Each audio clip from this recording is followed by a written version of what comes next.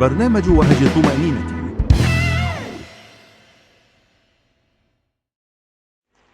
أهلا بكم في برنامج وهج الطمأنينة. هنا كل موهبة لها فرصة لتلمع، وكل لحظة مليئة بالمفاجآت. استعدوا لنكتشف سويا أروع الإبداعات.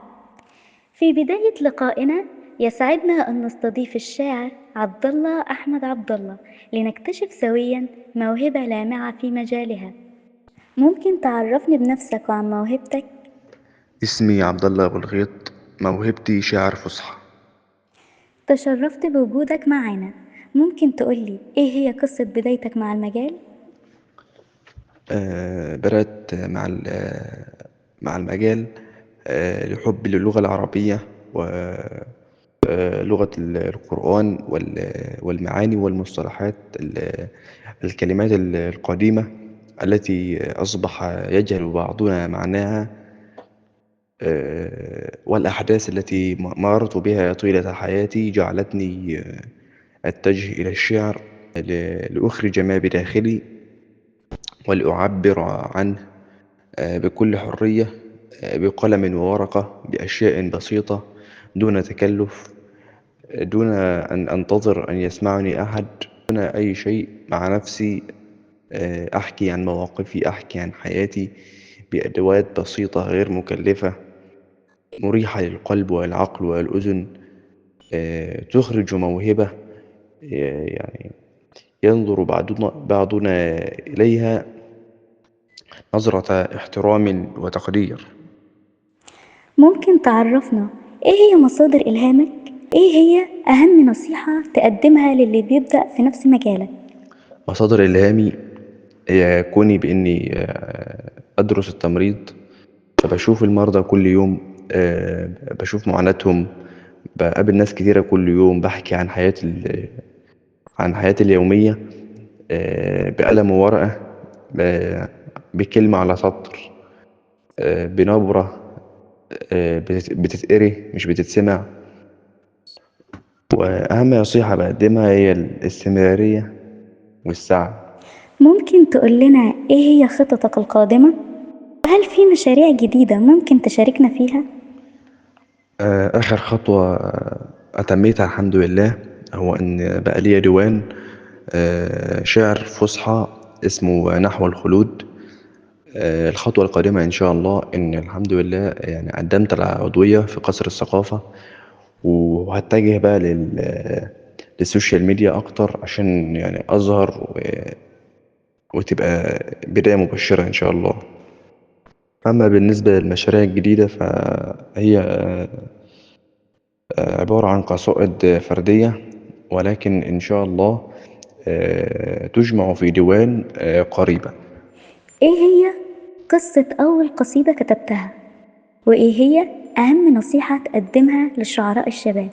أول قصيدة كتبتها كانت عن مصر، و...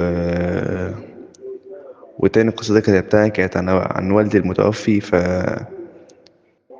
تاني قصيدة تقريبا هي اللي ادتني الدافع، ادتني الثقة اللي أنا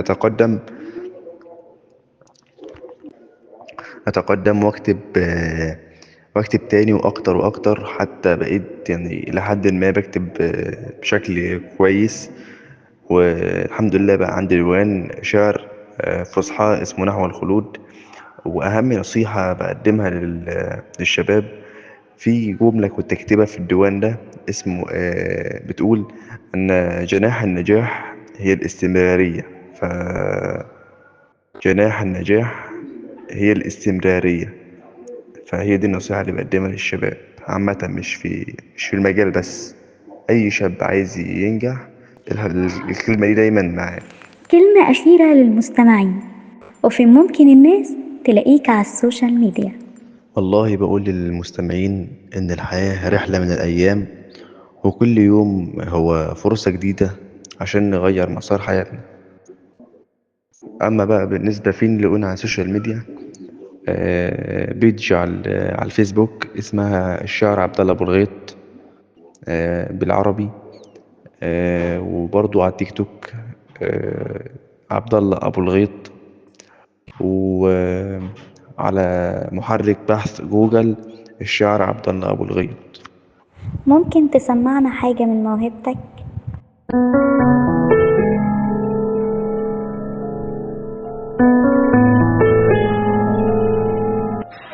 عجزت أحرف وكلمات لوصفك، عجز اللسان عن نطقها مرات. أنا المحب لقطرات الندى ونسيما يهب حين ذكراك. تتناثر الكلمات من شاعر هزم الجميع فأخضعته عيناك. محارب لا يقوى على حرب الهوى، وما بالهوى أن الهوى يهواك. فارس من فوق جواده قد هوى، لهوى المحب ما لهوى غيراك. وبكده أعزائي المشاهدين نكون وصلنا لنهاية حلقتنا، ولكن مش نهاية حكايتنا. نشوفكم في حلقة جديدة مع مواهب وحكايات لمعت وتألقت.